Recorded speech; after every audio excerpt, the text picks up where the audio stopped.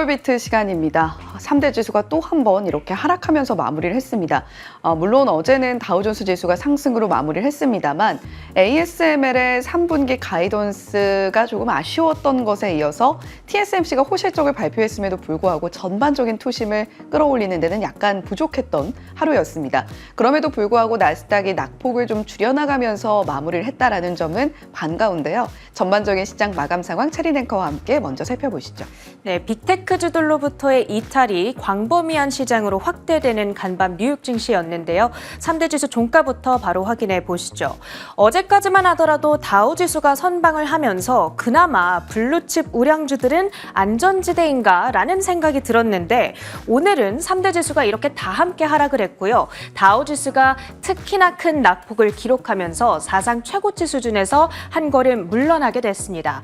1.3%의 내림세를 그리면서 4700포인트 선 아래로 내려왔고요. 나스닥 지수는 막판에 약간 낙폭을 축소를 했습니다.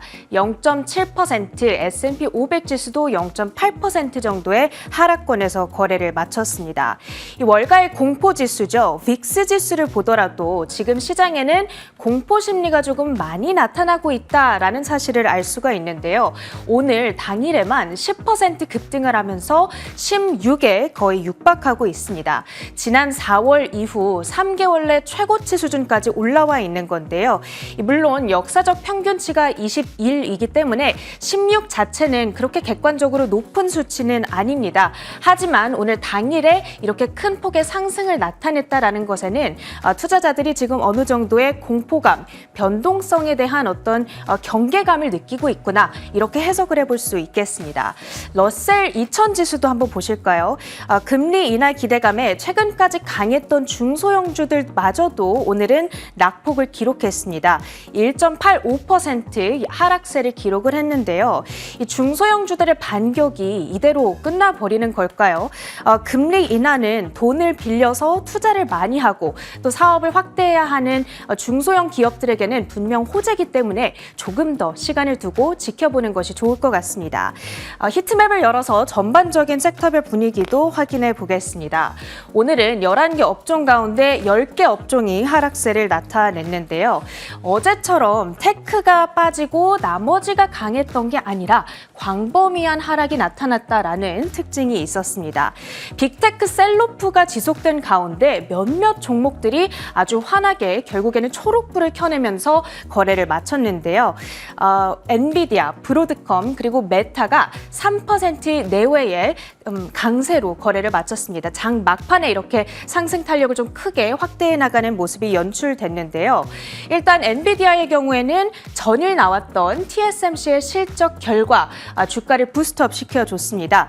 AI발 수요 강세가 지속되면서 매출이 40%, 순이익이 전년 대비 36% 급증을 했습니다. 이 실적 발표 후에 뉴스트릿, 번스타인, JP모건 등의 하우스들이 긍정적인 평가들을 줄지어서 내놓고 있고요. 여기에 대한 자세한 분석은 뒤에서 자세하게 다뤄드리도록 하겠습니다. 이 TSMC의 주가는 막판에 상승으로 전환된 채 거래를 마치는 모습이었습니다. 0.4%의 오름세, 엔비디아 역시 2.6%, 121달러 선 이제 회복을 하면서 거래를 마치는 모습이었고요. 그 외에도 장 마감을 1시간 정도 앞두고 브로드컴이 오픈 AI의 AI 칩을 만들기 위해서 양사가 논의 중이다. 이런 블룸버그의 보도가 전해진 영향도 조금 있었던 것 같은데요. 여기에 대한 자세한 디테일은 잠시 후 혜은 앵커가 준비를 하고 있습니다. 그 외에 좀 살펴보자면 AMD, 마이크론 그리고 슈퍼 마이크로 컴퓨터 등의 반도체주들 혹은 AI 수혜주들이 주간 단위로 10% 이상 하락세를 그려가고 있다는 점도 체크를 해보시면 좋겠습니다. 오늘 장중에 골드만삭스에서 애플에 대한 기대감을 나타내는 소식을 전했습니다. 이번 실적 좋게 나올 것 같다라는 내용이 골자였는데요. EPS가 1.36달러 그리고 매출은 851억 달러로 전망했습니다. 월가 컨센서스보다 더 높은 수준인데요. 이 충성 고객이 많아지면서 뚜렷하고 안정적인 매출 기반이 잘 다져져 있다. 이런 평가를 해주고 있고요. 실적 발표는 오는 8월 1일로 예정되어 있으니까 이때 함께 체크를 해보시면 좋겠습니다. 이 메타 소식도 확인해 보겠습니다. 스마트 안경 추가 개발을 위해서 유럽의 안경 기업인데요. 에실로 룩소티카에 대한 지분 투자를 검토 중이라고 합니다. 지난해 이 레이반 선글라스를 만들면서 이미 한번 협력을 했던 업체인데요. 협력을 강화하기 위한 움직임을 보여주고 있고요. 그 규모가 수조 원에 이른다고 합니다. 여기에 대한 기대감을 받아가면서 메타의 주가는 3%의 급등 475달러 선까지 가리키고 있습니다. 장 마감 후에 넷플릭스의 실적이 전해졌습니다. 광고형 요금제 가입 건수가 34% 전년 대비 급증을 하면서 양호한 실적 결과를 내줬는데요. 발표치를 보시면 매출액과 순이익이 모두 비트를 기록했다는 점 알 수가 있습니다. 자세한 결과 분석 잠시 후 월가이드 시간 통해서 챙겨드리도록 하겠고요.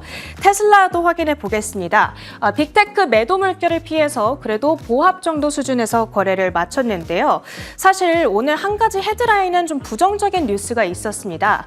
캘리포니아주에서 신차 등록의 대수가 3분기 연속 급감했다라는 이슈였는데 2분기 그러니까 지난 분기에는 전년 대비 24%가 감소했다라고 합니다.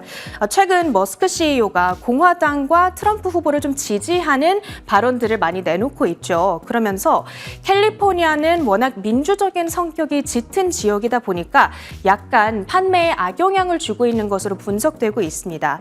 이 테슬라의 글로벌 인도량의 10%가 캘리포니아에서 발생하고 있다 보니까 꽤 높은 비중을 차지하는 캘리포니아에서 약간 이런 매출 타격이 일어나게 되는 것 아니냐라는 우려감을 좀 자아낼 수 있는 소식이었는데요.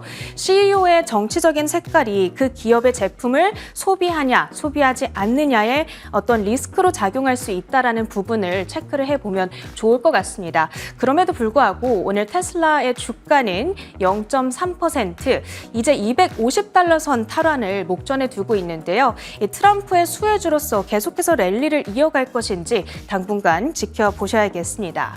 헬스케어 소식도 점검을 해보겠습니다. 일라이릴리의 주가가 6.26% 급락을 했습니다. 2021년 9월 이래 최대 일일 하락률을 오늘 기록하게 됐는데요. 전일 발표된 로슈의 먹는 비만 치료제였죠. 임상 일상 성공했다라는 소식에 따라서 영향을 계속 받아가는 것으로 보입니다. 현재 주가는 850달러 선마저 반납이 됐습니다. 지금은 848달러 선 그리고 오늘 주중 차트를 보더라도 계속해서 내림세를 그려가는 모습도 확인할 수가 있겠습니다. 그 밖에 시장을 움직였던 종목들도 확인해 볼 텐데요. 첫 번째로는 주택건설업체인 DR 호튼을 들고 왔습니다. 최근 금리 인하 수혜주로서 부각이 되면서 몇 차례 시세를 내주고 있는 종목인데요. 오늘은 12%나 급등을 했습니다. 호실적이 힘을 내줬는데 매출과 EPS 보시다시피 모두 기대 이상이었고요. 그러면서 주가의 경우에는 10% 급등한 채 거래를 마쳤습니다. 오늘 장중에는 52주 신고가를 경신하기도 했다는 점 체크를 해주시면 좋겠습니다. 다음으로는 유나이티드 에어라인스인데요. 역시나 실적 발표 후의 움직임 나타냈습니다. 강력한 여행 수요에 힘입어서 2분기 이익이 23%나 급증을 했고요. 다만 3분기 EPS 가이던스를 2.75에서 3.25달러 사이로 제시를 했습니다.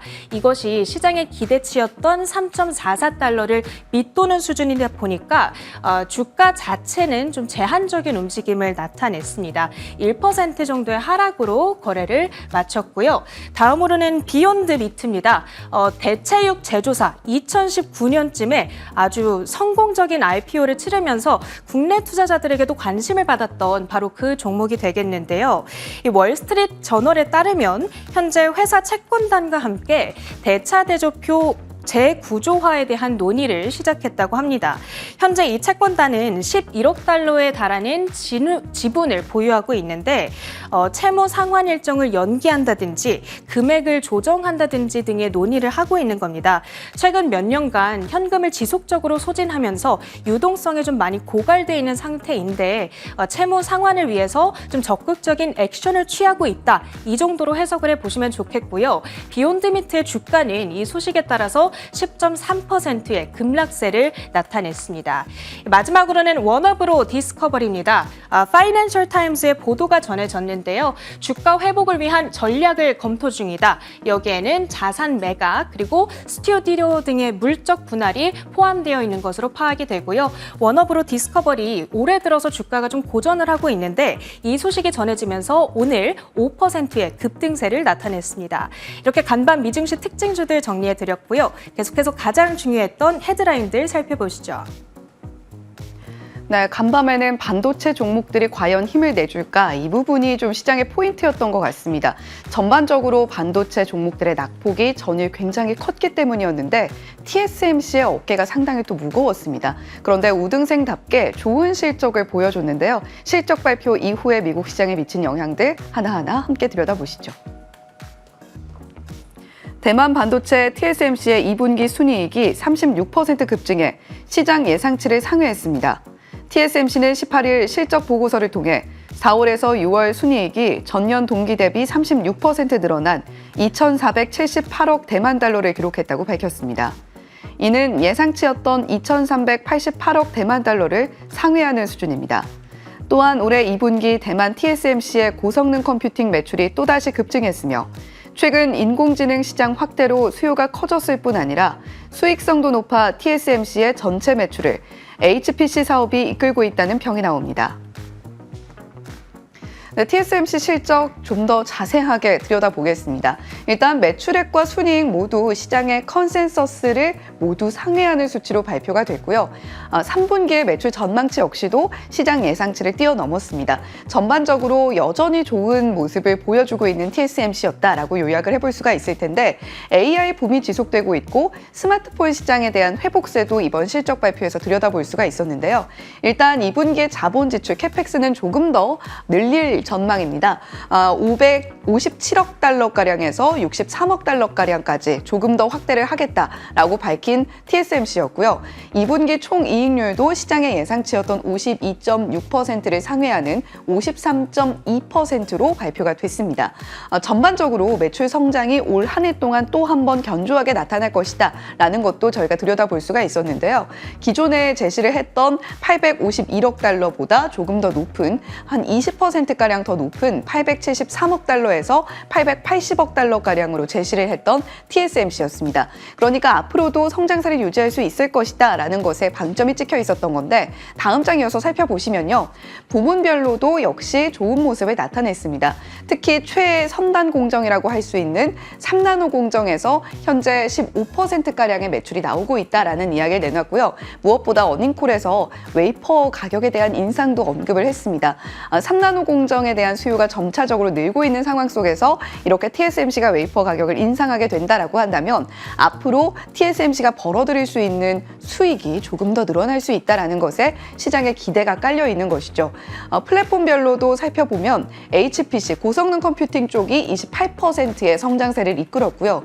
스마트폰이 여전히 부진하긴 합니다. 마이너스 1%인데 이전보다 조금 회복세를 나타내고 있다라는 점에 방점이 찍혀 있습니다. 전반적으로 좋은 성장세를 보였던 TSMC의 모습 이렇게 우리가 들여다볼 수가 있었는데요. 하지만 아무래도 시장의 전반적인 분위기 자체가 조금 어둡다 보니까 TSMC가 올려줄 수 있는 상방은 조금 제한이 됐었던 것 같습니다.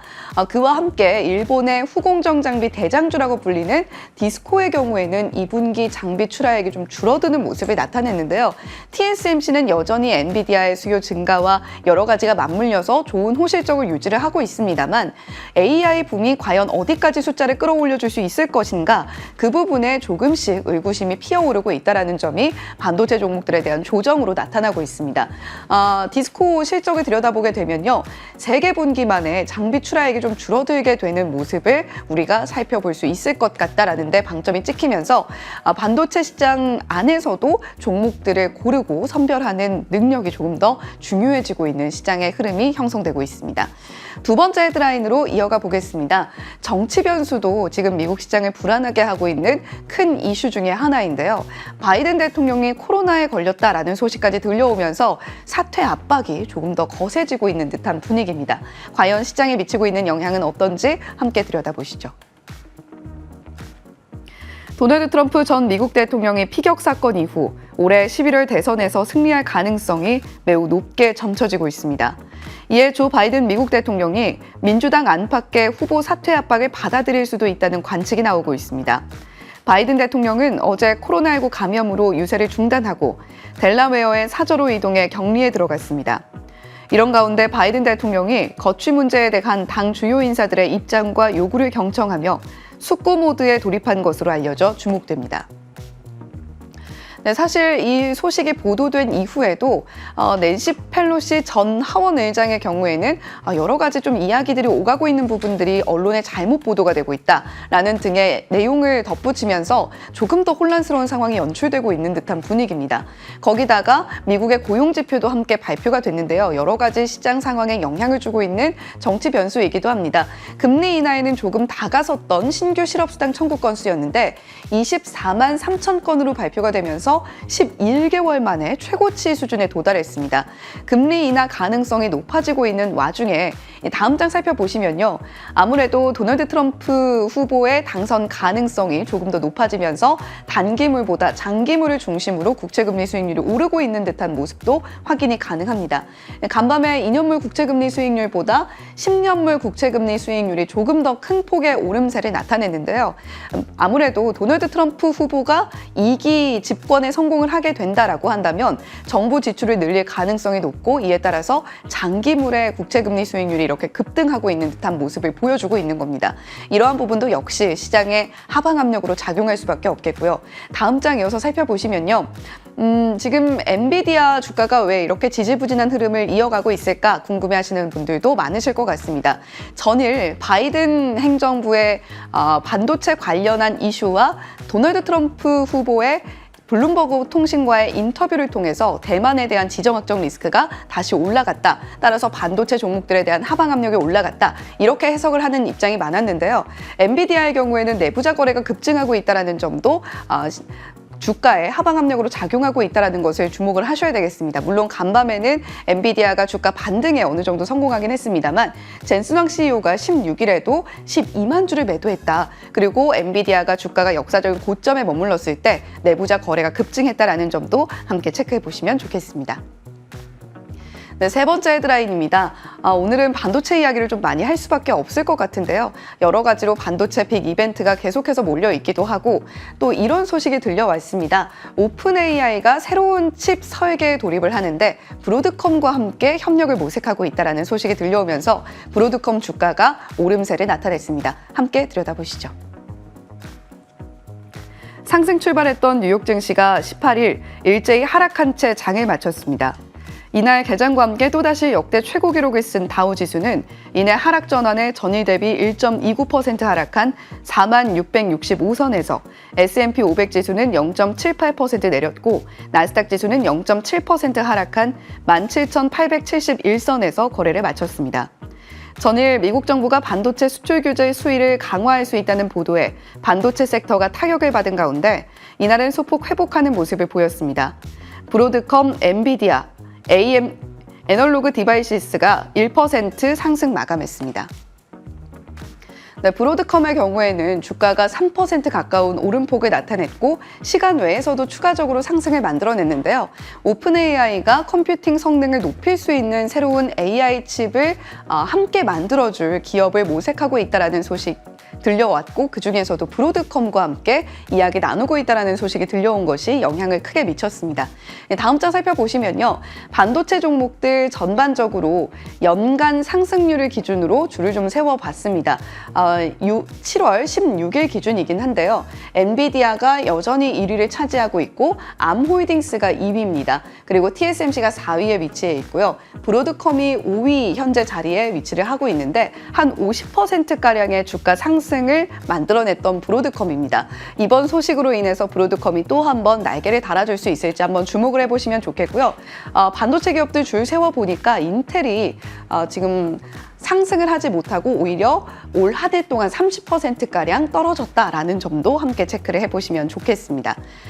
이렇게 전반적으로 반도체 종목들 저희가 함께 살펴봤고요. 미증시와 함께 전반적으로 좀 낙폭이 컸던 유가 그리고 비트코인 금이었습니다. WTI 원유 선물 82달러 초반선까지 내려왔고요. 비트코인도 1% 넘게 조정을 받으면서 63,000달러 선까지 하락, 금 가격 역시도 2,440달러 선까지 내려와서 거래되고 있는 모습입니다. 지금까지 글로벌 빅트 전해드렸습니다.